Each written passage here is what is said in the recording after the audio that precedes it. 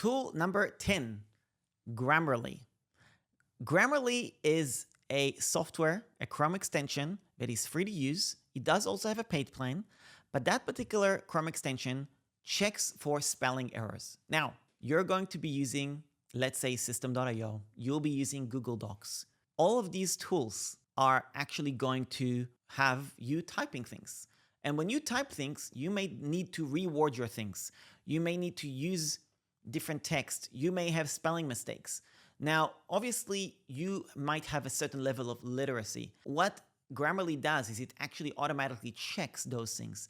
And this is a great tool that is totally free to use that will just help you make sure you're more professional in your writing, because you're going to be responding to client emails, you're going to be emailing people, you're going to be writing the text for your website on a Google Doc, things along these lines. So using Grammarly is a great way to make sure that you have as little spelling mistakes as possible. So Chrome extension, tool number 10, Grammarly.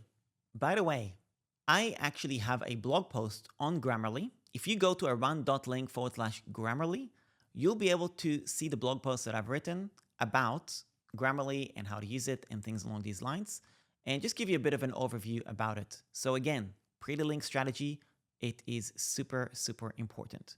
Now, the reason I'm telling you about this particular blog post is for two reasons. Number one, I actually didn't write that blog post. I hired a virtual assistant to write that particular blog post for me. Now, you might be wondering, how do I find somebody to write a blog post for me? How do I outsource that? How do I do those things? So in the next video, I'm going to be covering that as well. So I'm going to tell you about the tools that I use to find virtual assistants, manage virtual assistants, and pay virtual assistants. All of those three things I'm going to talk about in the next video. And also, this is something that's important to know, because when I share a blog post like that, aran.link/Grammarly, this is an affiliate marketing strategy as well.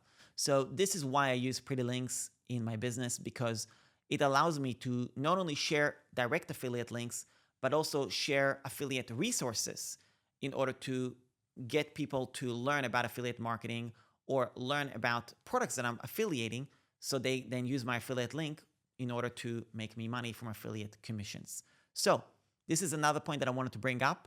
A lot of the different tools that I mentioned here, not all of them, but a lot of them are affiliate links. Everything I've told you, aran.link/whatever the tool is, all of these are affiliate links, and I get a commission on that as well.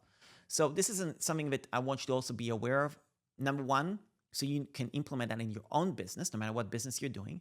And number two, for disclosure and disclaimer purposes, which is something you need to also be aware of. So if you do end up using any of my stuff, I do get an affiliate commission. So I really appreciate it when you do use my links as well, because I get credit and it funds my ability to be able to record more helpful tutorials like this. If you want to learn a little bit more about affiliate marketing, there's a 1-hour free course on affiliate marketing somewhere around here for you to check out.